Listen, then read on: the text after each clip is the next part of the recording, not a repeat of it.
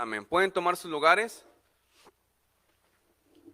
Y bueno, como saben, hermanos, estamos teniendo, ¿verdad?, esta nueva serie de lecciones. Es la lección número 5 hasta ahora de Mujeres de la Biblia, y en esta mañana vamos a hablar acerca de Ana.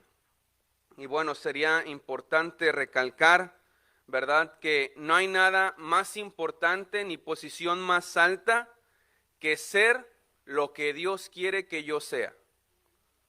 Ok, se la voy a descifrar de nuevo, ¿verdad? Andamos dormidos todavía.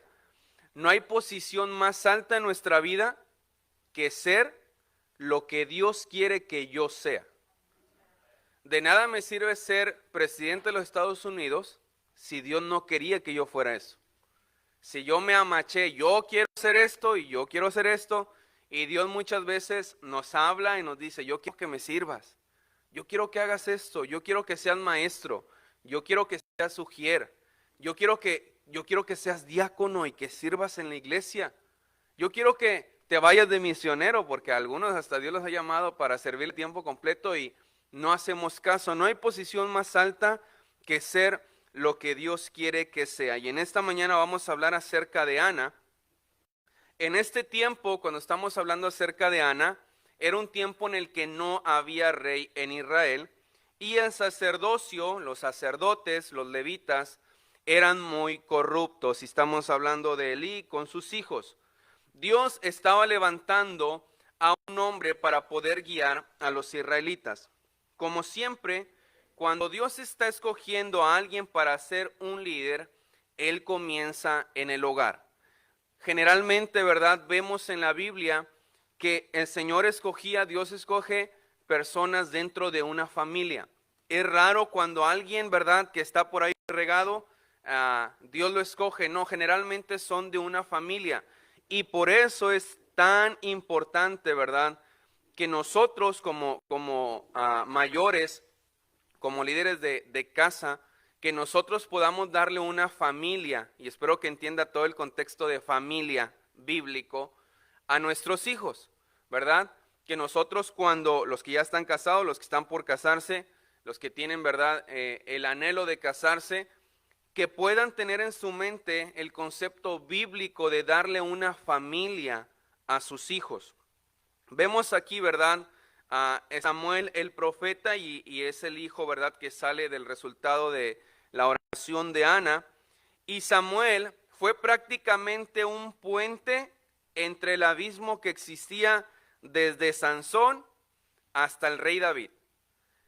Todo el libro de Samuel, de hecho, Samuel muere por ahí del capítulo 21, más o menos, en el primer libro de Samuel, capítulo 21, por ahí muere Samuel. Y es interesante que se sigue hablando de él todavía hasta en el segundo libro de Samuel, y aún lleva su nombre, aunque él ya ni siquiera estaba, él no lo escribió, ¿verdad? Obviamente él ya no estaba, él no lo pudo haber escrito, pero es muy interesante debido al impacto tan grande que tuvo Samuel. Y bueno, ¿verdad?, para tener un hijo que impacte y que haga y que deshaga y que sea alguien, ¿verdad?, que llame tanto la atención, de este modo como Samuel, se ocupaba una mamá como Ana. Amén. No podía suceder de otra manera. No iba a ser un arte de magia. Y sí, Dios puede a alguien aún sin padre y sin madre, dice, con todo Jehová te recogerá. Pero es tan importante la comunión familiar. Y vemos una mamá que oraba, oraba, oraba, oraba. Todos aquí que son papás, no deje de orar por sus hijos.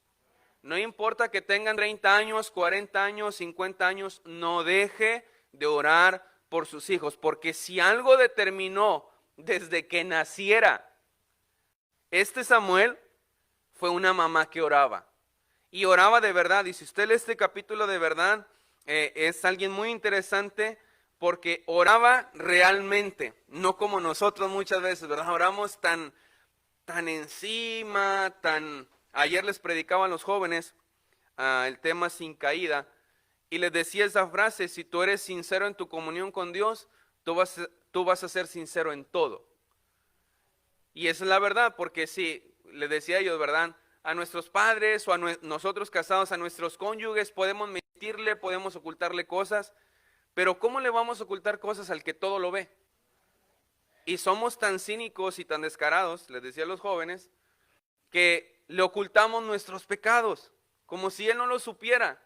No vamos ante Él y le decimos, Señor, aquí estoy, yo la regué. Él ya lo sabe que la regamos. Y el otro día decía el pastor aquí una frase, ¿verdad? Dios no tiene problema con el pecado, Dios tiene problema con el pecado no confesado. Y bueno, ¿verdad? Vemos aquí a esta mujer orando fervientemente. Y bueno, hay muchos buenos hombres que vienen de hogares rotos, pero la mayoría de los grandes hombres de Dios vienen de hogares piadosos.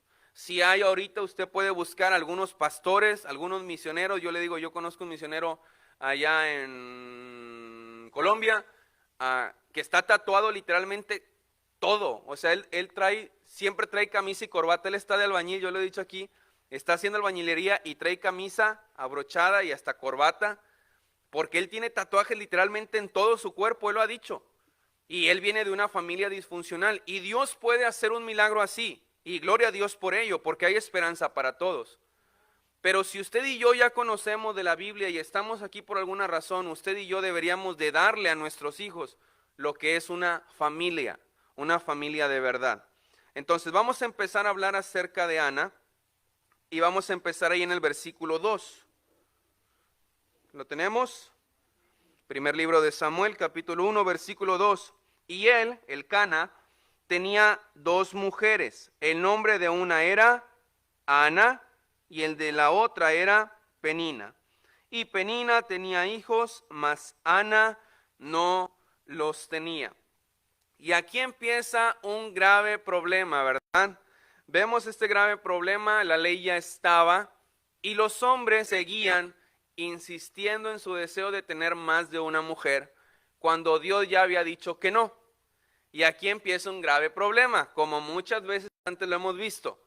Este hombre quería tener 2 mujeres, tenía a Ana, tenía a Penina, y una sí tenía hijos, la otra no tenía hijos, y empiezan los conflictos familiares.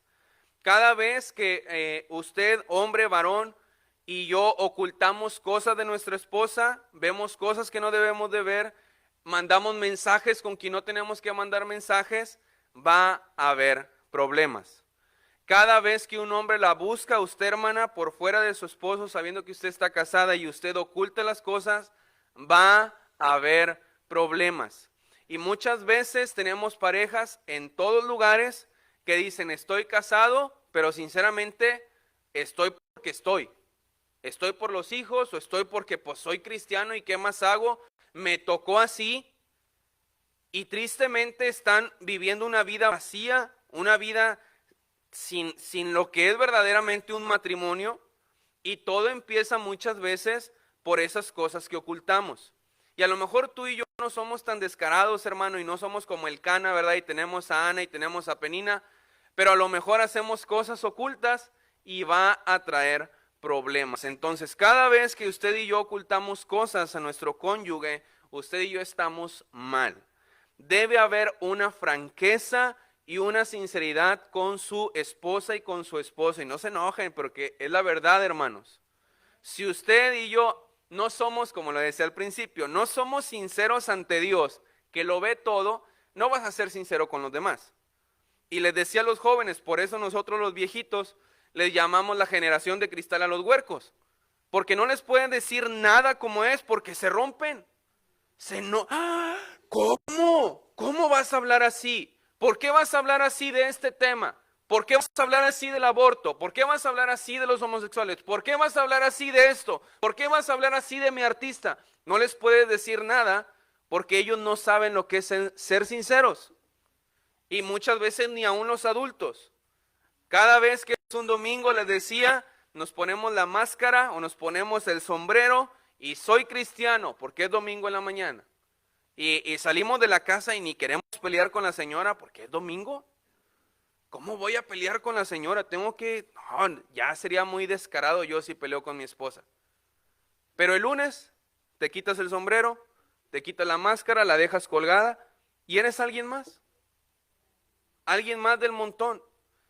Y si no somos sinceros con Dios, si no somos sinceros con nuestra esposa, fíjese, yo estaba leyendo una frase acerca de la mafia italiana. Iba a decir narcotraficantes, pero ellos se llaman mafia. La mafia italiana. Y había una regla entre la mafia italiana. Decían que si ese hombre, engañaba a su esposa, lo mataban. Caray, oye, si, ¿verdad? Como que no, son mafiosos. ¿Cómo que si engañas a tu mujer? Si es lo que hacen los narcotraficantes, por eso quieren tener dinero, para tener mujeres, tener carros, tener casas. Bueno, en la mafia italiana no era así. ¿Y sabe por qué decían? Decían, si tú eres capaz de engañar a la persona que duerme contigo, eres capaz de traicionar a cualquiera. ¡Wow! Ojalá y pusiéramos esas directrices para todos nosotros, ¿verdad?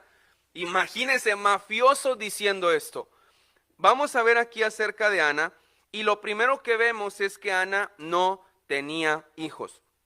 Y vemos aquí, ¿verdad?, que en el Antiguo Testamento era literalmente una desgracia ser estéril, era algo muy difícil. ¿Se acuerda de Sara con Abraham? Tenía ese mismo problema. Bueno, aquí vemos a Ana con este mismo problema, pero vemos aquí, ¿verdad?, que ella no tenía hijos y esto era una desgracia para ella. Claramente los hijos son una bendición de Dios. Amén. Y no lo tome como el meme, ¿verdad? Porque decimos los memes de internet y la bendi, realmente son una bendición. ¿Cuánta gente usted y yo no conocemos que quisieran y no pueden? Amén. Sí los hay. Y muchas veces nosotros que sí tenemos esa bendición de Dios, somos malos padres, somos malas madres, son malas madres, que no cuidan a sus hijos, que no instruyen a sus hijos en la Biblia, que hacen lo que quieren. ¿Cuántas familias cercanas a nosotros de primos que están lejos del Señor o tíos y se van de antro el sábado teniendo niños de 3, 4, 5 años? ¿Quién los cuida? O sea, ¿en qué cabeza cabe? Después salen niños violados por el tío, por el primo, por el amigo, mientras la mamá, el papá estaba en el antro, en el bar, tomando. De verdad que es una bendición tener hijos, y tú y yo, hermano, deberíamos de hacer lo correcto por nuestros hijos. Lo más que tú y yo pudiéramos hacer, tú y yo deberíamos de hacerlo. Aún, como lo digo, a esos papá o mamá que su hijo está perdido ahora mismo, que su hijo no está en los caminos de Dios, no deje de orar. No deje de orar por sus hijos. No todo está perdido mientras Dios no diga lo contrario. Es muy fácil para nosotros como cristianos caminar cuando todo va bien. ¿Verdad que sí? Es bien fácil cuando hay lana en la cartera. Claro que es fácil cuando el carro, traes carro del año, lavadito, funcionando. Es súper fácil cuando tus hijos pues ahí andan entre más o menos bien.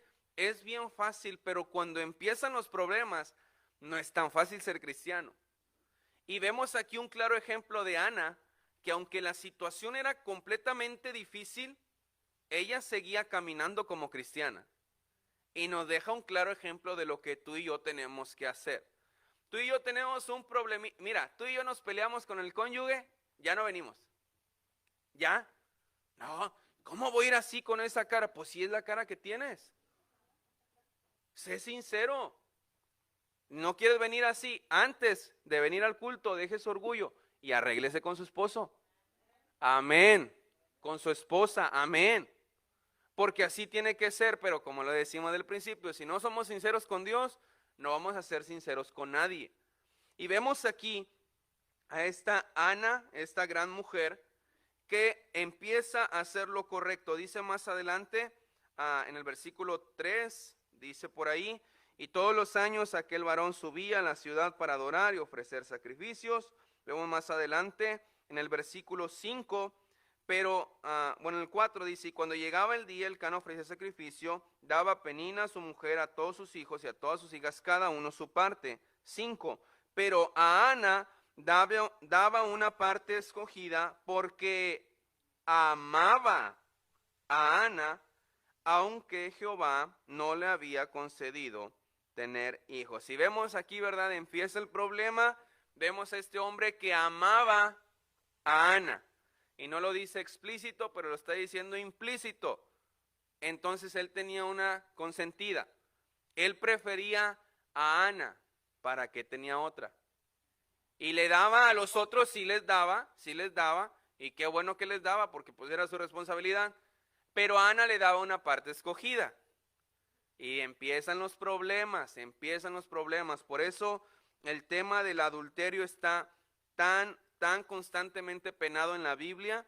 En la Biblia en el tiempo de Israel los tenían que apedrear a la mujer adúltera porque no podía hacer esto. Dice, y su rival, versículo 6, irritándola y enojándola, entristeciéndola, porque Jehová no le había concedido tener hijos. Así hacía cada año, subía a la casa de Jehová, la irritaba así, por lo cual Ana lloraba y no comía. Y dice versículo 8, y Elcana su marido le dijo, Ana, ¿por qué lloras? ¿Por qué no comes? ¿Y por qué está afligido tu corazón? ¿No te soy yo mejor que 10 hijos?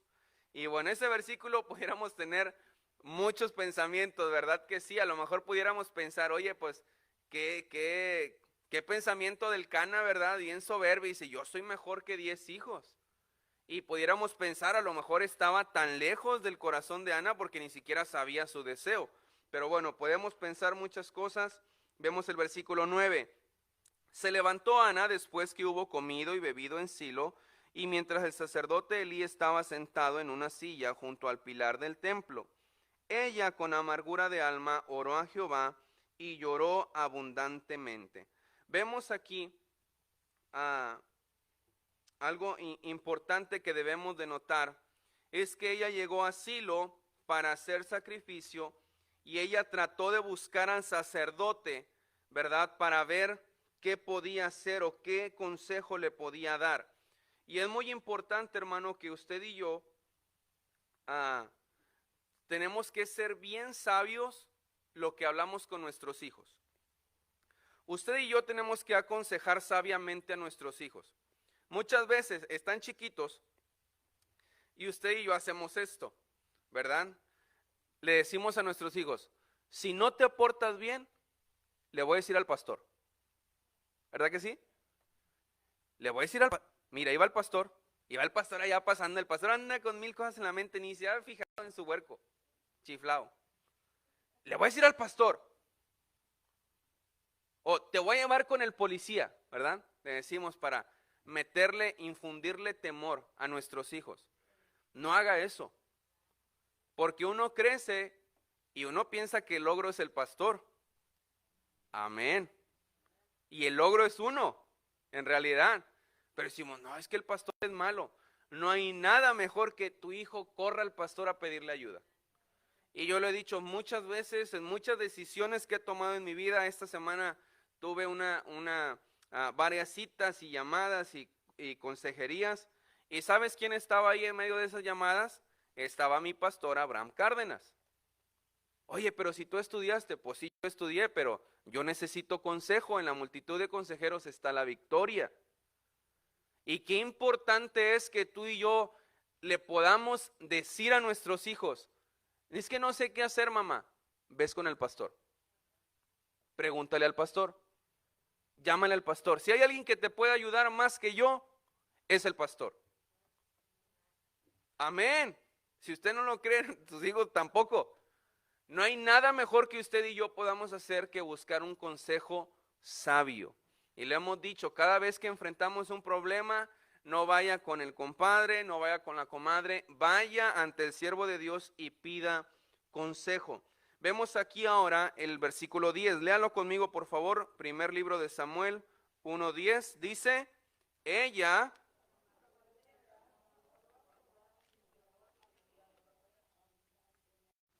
Fíjese nada más, ella con amargura de alma oró a Jehová y lloró abundantemente.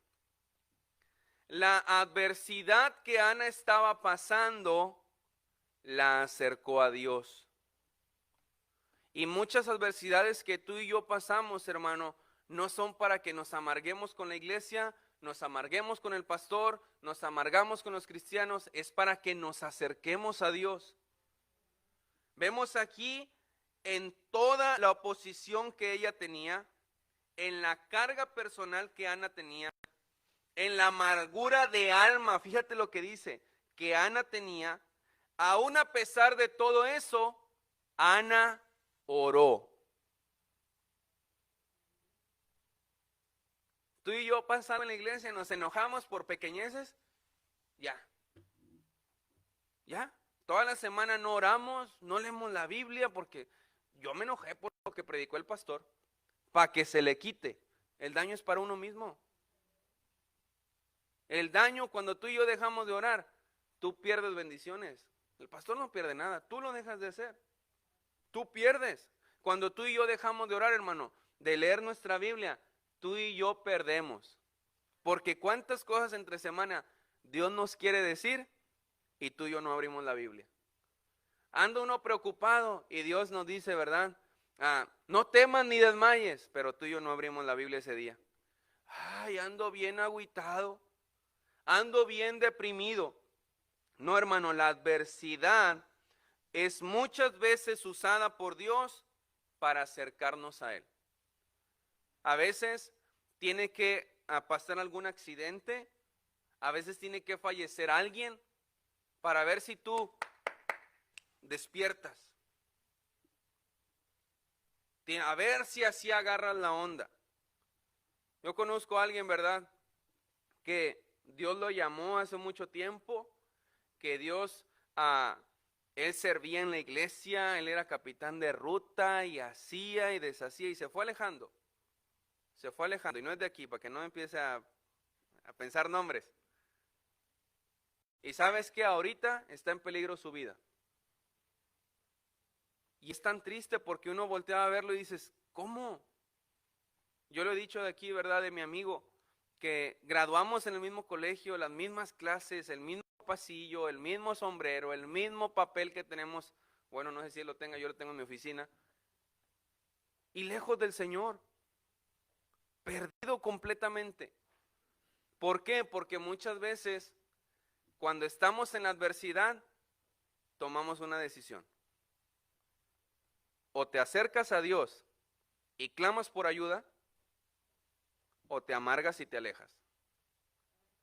¿Y cuántas veces tú y yo hemos hecho eso?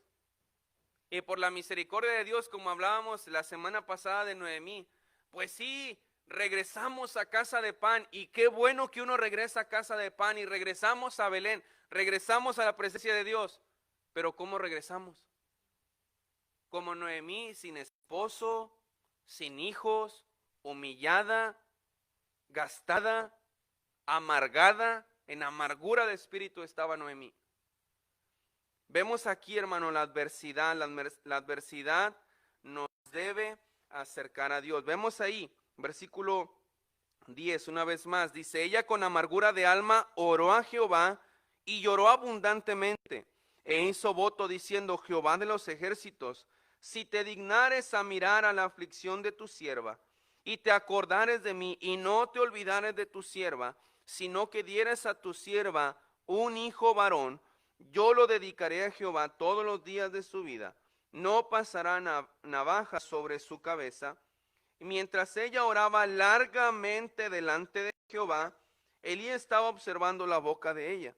Pero Ana hablaba en su corazón, y solamente se movían sus labios y no se oía, y Elí la tuvo por ebria. Entonces le dijo Elí, ¿hasta cuándo estarás ebria? Digiere tu vino. Y Ana le respondió diciendo, no, Señor mío, yo soy una mujer atribulada de espíritu, no he bebido vino ni sidra, sino que he derramado mi alma delante de Jehová. Y vemos aquí que Ana sabía orar. Nuestros niños pequeños deben escuchar a sus papás orar. Yo lo he dicho aquí del púlpito, yo pasaba por el cuarto de mi mamá Y ella estaba hincada orando cualquier hora, 3 de la tarde. Anyway, sin nada que ver, o sea, uno dice, no, pues oro en la noche, oro cuando me levanto. 3 de la tarde y mi mamá estaba hincada ahí en su cuarto orando. Y eso es una bendición porque te marca, tú dices, wow, o sea, cualquier hora, sin que la vieran, sin que ella estaba ahí fielmente orando. Nuestros hijos deberían guardar esos recuerdos de nosotros. Debería ser una meta y ojalá podamos cumplir esa meta de que mis hijos recuerden que pasaban por nuestro cuarto a cualquier hora sin estar ahí el pastor, sin estar los hermanos. Un cristiano de verdad, una cristiana de verdad. Ella sabía orar. Y vemos aquí muchísimas cosas, ¿verdad? Hay muchos detalles en esta oración de Ana. Podemos ver que ella lloró abundantemente. Y vemos aquí, ¿verdad? Algo también que llama mucho la atención es que ella pidió específicamente un hijo varón. Y yo lo he dicho aquí, cuando yo pedí por Romina, yo pedí por una niña. Yo quería una niña y durante 6, 8 meses estuvimos orando por una niña hasta que mi esposa quedó embarazada de una niña. Y eso es muy interesante porque a veces no creemos en ese tipo de oración, Señor. Ahora, si uno pide mal, nada más porque uno quiere, bueno, te vas a tener. Pero si uno pide, Señor, si es tu voluntad, me gustaría que fuera una niña. Y así es como yo y mi esposa estuvimos orando por Romina, porque yo quería una niña. Y Señor, si es tu voluntad, si no me va a destruir mi economía, si no me va a meter en problemas, si es tu voluntad, dame una niña. Y vemos aquí, ¿verdad? La oración específica. Vemos aquí algo específico por lo que Ana estaba orando. Si sus hijos están por casarse, están en edades en las que ya van a empezar a tratar, yo siempre recomiendo no ore por nombre específico, pero sí ore por cualidades específicas. ¿Sí me voy a entender? No pida por Pancho, porque si usted pide por Pancho, pues a lo mejor Dios le manda a Pancho, pero quién sabe cómo vaya a ser Pancho. No pida por Petra, porque pues Dios le puede dar a Petra para su hijo, pero quién sabe cómo vaya a ser. ¿Por qué no oramos mejor? Señor, yo pido para mis hijos alguien que te ame a ti. Eso me va a asegurar muchas cosas. Amén. Piénsele, piénsele. Si es alguien que ama a Dios, difícilmente le va a fallar a mis hijos. Amén. Pues claro, ayer les decía a los jóvenes, ¿verdad? Lo importante de caminar con Dios. Y yo les decía, ¿verdad? A los jóvenes, cuando tú tienes comunión con Dios y tú caminas con Dios, y les decía yo a ellos, simúlalos, ¿verdad? Que va el Señor contigo de tu mano y va caminando contigo, porque a eso nos referimos caminar con Dios. Y Él va caminando contigo y les decía a los varones, varón, joven, si pasa una mujer mal vestida, que aquí hay en todo el mundo, hasta en las iglesias hay mujeres mal vestidas. Si va una mujer mal vestida caminando enfrente de ti, pero Dios va caminando aquí contigo, vas tomado de la mano de Dios, difícilmente tú y yo nos vamos a atrever a voltear a verla, porque estamos caminando con Él. ¿Cómo nos vamos a atrever a hacerlo? Cuando hay una oportunidad para robar, yo el otro día me encontré un iPhone 13 Pro tirado. Y está mi esposa el testigo. Yo pregunté a varios, ¿es de alguien? De nadie. Yo les decía a los jóvenes, yo traigo un Samsung A11 todo chapa. ¿Tú crees que yo no me lo podía quedar? Claro que sí, yo pregunté de quién era. Yo mejor me entregué en la entrada, lo fui, lo deposité ahí, les dije, estaba ahí tirado, no sé de quién es, y yo lo entregué. Pero cuando no caminamos con Dios, Dios está tan lejos que no ni me ve. Ni me ve, y irónicamente estoy hablando, porque obviamente que nos ve. Pero cuando tú y yo caminamos con Dios y lo tenemos cerca, difícilmente nos vamos a atrever. Vemos aquí algo muy importante de Ana. Ana estaba orando, oró por un hijo varón, y ella hace una promesa al Señor. Dice el versículo 12, mientras ella oraba largamente. Y nos da una buena cualidad de la oración. A veces usted y yo, hermanos, si somos sinceros, no oramos, o a veces cuando oramos, oramos tan rápido, ¿verdad? Dicen que los jóvenes cuando van a orar en la escuela por los alimentos y le hacen como si estornudaron en vez de orar. Tan rápido. Ella oraba largamente. Vemos aquí una oración específica. Vemos a ella que lloró. Vemos a ella, ¿verdad? Con humildad le dice, si te dignares a mirar la aflicción de tu sierva. Cheque esas palabras, orando con humildad. Dice el versículo 12, ella oraba largamente delante de Jehová. Y dice ahí, Elí estaba observando la boca de ella, versículo 13, pero Ana hablaba en su corazón. Y yo lo he dicho aquí muchas veces. Hay veces que la oración que más escucha ante Dios es la que ni siquiera habla en la boca. Porque muchas veces, ¿verdad? Como los fariseos, ¿se acuerdan cómo eran los fariseos? Como muchos de nosotros, oraban en las esquinas, vestidos, bien vestidos, a todo grito y todo pulmón para que todos lo vieran.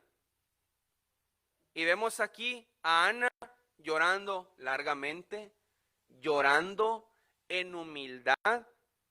Y dice aquí en el versículo 13, hablaba en su corazón y solamente se movían sus labios y su voz no se oía.